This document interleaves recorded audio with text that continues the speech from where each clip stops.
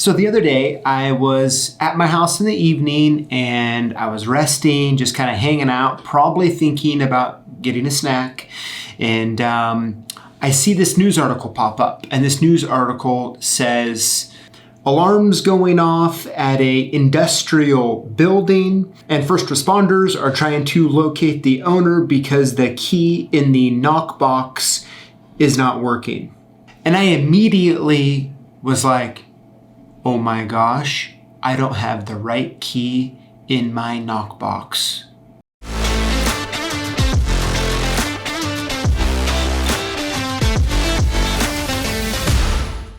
So I immediately, when that happened, my heart's pounding. I start reading more and more, and it was not my building. Thankfully, it was a building down the road, although not great for them either, right? And I was like, oh my gosh, how could I not remember when I went from a best SFIC to a MX keyway on my building here that I didn't think of the Knox box? Now, for those of you who don't know what a Knox box is, this is what one looks like. And essentially is what happens is a master key or, key cards or even maybe a piece of paper with information on it gets put in there, and then firefighters, law enforcement, any sort of first responder, they have access to this box, right? They open the box up to grab the key, and that way they can get in the building quickly and without doing damage. Now, of course, it is important if you're going and you're rekeying industrial and commercial type property that you remind the owner or the manager or whoever you're dealing with to make sure they get an extra key so they can get one put in the Knox box. So lucky for me here, I have an extra key and I need to get this put in the Knox box. Now, I have actually never called or done anything to get a key put in the Knox box, and I figure the best way to do it would be to just do it on camera, and we'll get the experience together. How about that? So what I'm gonna do here is, let's see here. Yep, looks like they're at one, and let's call them really quick and see what the process is like. Here we go. Yeah, hey there. My name is PJ, and I'm over in the Warren K Industrial Park in Hayden. And I realized that I don't have the right key in my Knox box. And so I was wondering, what I need to do to get one put in there. Oh yeah, hey, how's it going? My name is PJ, and I realized that the key in my Knox box is not the key that actually fits my building. So I was wanting to get the right key put in there. Thank you. Bye-bye. All right, so they put me in touch with the fire marshal who is already gone for the day. It's actually 4 o'clock on a Friday in the afternoon. So I'm guessing I'll hear back probably Monday or so, and I will keep you updated. All right, so I am here with Chris from Northern Lakes Fire District, who runs is part of the district here in this area. And I'm also here with the Knox box. And Chris, first of all, thank you for willing to hop on camera and talk for a few moments. Yeah, no problem. And so I'm kind of curious, where is there a normal place that these are located on buildings in general, even outside of the area, or is it kind of varies? So it varies from jurisdiction. So Knox Box is a national company, and so fire service, we use these per the International Fire Code, having a secured locked system to be able to get keys and access to them. So there is each jurisdiction is going to have where they would like it located at. Primarily, we like to have it on the front side of the building. And the reason behind it is when our 911 gets called, the address is usually on the street side. And our crews, when they respond for a structure fire, a fire alarm, a medical call, they're going to respond to the front of the building. We call that the A side of a building. Now, if a building does have one, and they have a fire sprinkler system, and they have that on the back side of the building, or if it's a larger facility that has multiple buildings, you could have multiple boxes because of the time to be able to get a key to unlock the building. Or if it's somewhere that's around a 50,000 square foot building, you might have multiple engines that need access for time purposes. You might be required to have additional Knox boxes. Okay. Okay, interesting. And as far as like when it comes to commercial buildings or industrial buildings like this one, is there like, are they kind of all having these now, or like, So how does one get determined? So in Northern Lakes, it's required that all commercial buildings that are being constructed and those that are going through a permit process or changing occupancies, that they are required to have a Knox box. And it is, the reason behind that is it's time and efficiency. If we get called out here in our crews and you have an active fire or you have a broken sprinkler head in there, the time delay of being able to force a door and entry is going to slow down our chances to stop the damage from a fire, or if we have a sprinkler head that broke, is being able to reduce the destruction from the water damage. So it's very crucial that we get that quick access to be able to get keys and be able to have access throughout the building, because it can slow down. If there's a rescue and somebody was trapped inside, having a master key can move along a lot faster. And even probably access cards, depending on the type of system. Access cards. And the other thing that's really crucial, at least for us in Northern Lakes, is we like to have a contact card inside. We have a 3x5 card in there. We want to have after-hour information in that. So if we do get called in, and let's say it's a false alarm, or we do have a working fire, being able to contact them directly and saying, hey, we're at your business, we're making access to it. You got a fire alarm, can you meet us here? So that helps speed up the process versus have to go through the 911 system and then trying to make contact.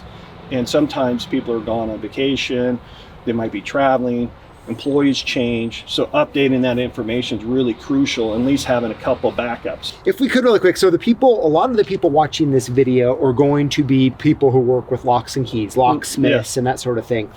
And I'm curious, like, is there like and throughout the nation, and I'm really curious on like, for them, when they go and they were to go rekey a building, a commercial building in their area, what's the standard protocol for them, like to tell the owner of the building or the person who's leasing it, who do they call typically to get that box changed? They would call their local fire department. Okay.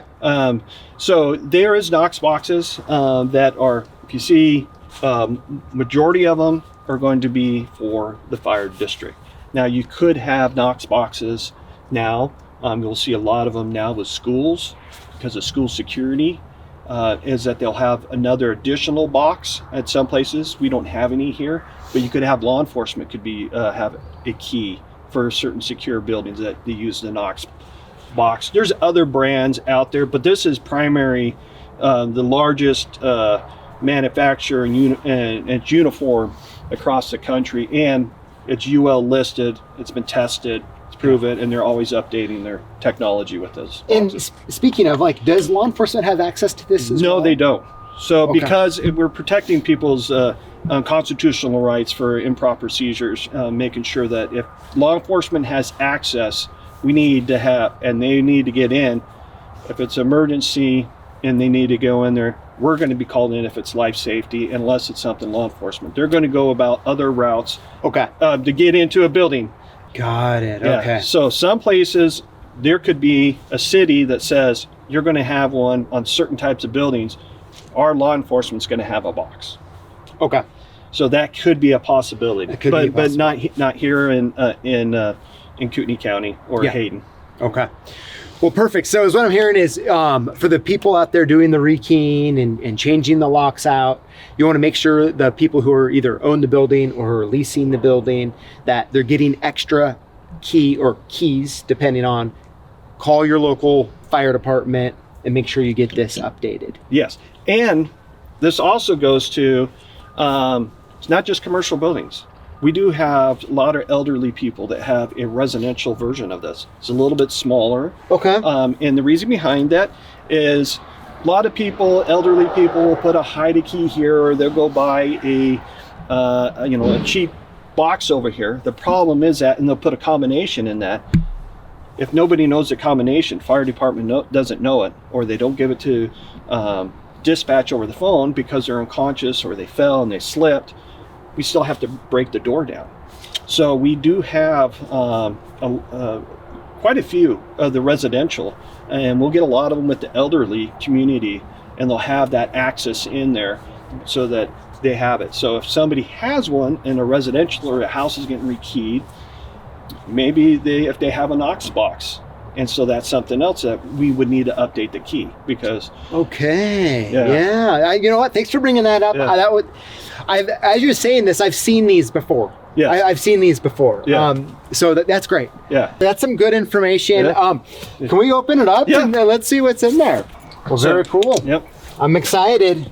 What's in there? So this one is the 3200 series. They have, and now this is another thing. Is we have these that are mounted like this. We also have a flush mount, and so there's one, so depending on if a builder wants to have it flush with the siding or like this style in here, you can look at how I mean, it's how thick that steel is. Yeah, that's through there, and they have screws going both ways. Yep. And if somebody tried to pull this out this way, it's still it's solid. Yep. And it's this thick steel all the way through. Yeah, it doesn't make sense to do that when there's windows, right? I mean, so what we got in here is, it looks like we got 2 door keys in here. Interesting. It looks like a best key and a Yale Y1, which must have been for the front, for the glass door. Okay, yeah. And so this right here is your key right here, but we are missing information in there. So we'll need to get a 3x5 card with your information contact in there. So we can get this, we'll at least get this locked up here, and then we can take care of that. Yeah, I can definitely write that info down. And really the big thing with this, if you come over here and you look at this door, for instance, how much do you think this door's cost? Couple grand? Yeah, so you're looking at a couple grand. If we don't have the proper key and we have to get in there, even if it's a false alarm, your alarm's getting off, we need to go make sure and have confirmation, do our due diligence to make sure that there isn't fire. So we'll go around first. We'll try other ways if we don't see active fire, and if it's just alarm. And but if we need to get access, we're going to have to force entry into this. So it's going to break this glass. It could be breaking the glass here. It could be forcing the door with our tools, our irons that we're going to have, and we're going to force this door open and try to pry with it. The faster we can get in there, the better the chance that a small business is going to be able to recover fast. Absolutely. Yeah, those are great points. And yeah, thanks for taking the time to explain that and show us. Here in a moment, I can get all my contact information written down. Yeah. We can throw it in there and be good to go. So I hope everyone, maybe you already knew a lot of this information. Maybe you didn't, like me. But hey, we're all learning together. I can't wait to hear what you all have to say in the comments below. Thank you for watching. Chris, thanks for being here. Really appreciate it. And we'll see you next time. Hey, congratulations, you've made it to the end of the video. You probably deserve a medal, maybe a plaque. But hey, I want to make sure that when you're commenting that you're including the hashtag Lockboss. When you do, you automatically get entered in to win one of 5 free prizes we're giving away each week here live on YouTube on Tuesdays at 4 p.m. We'll see you in the comments.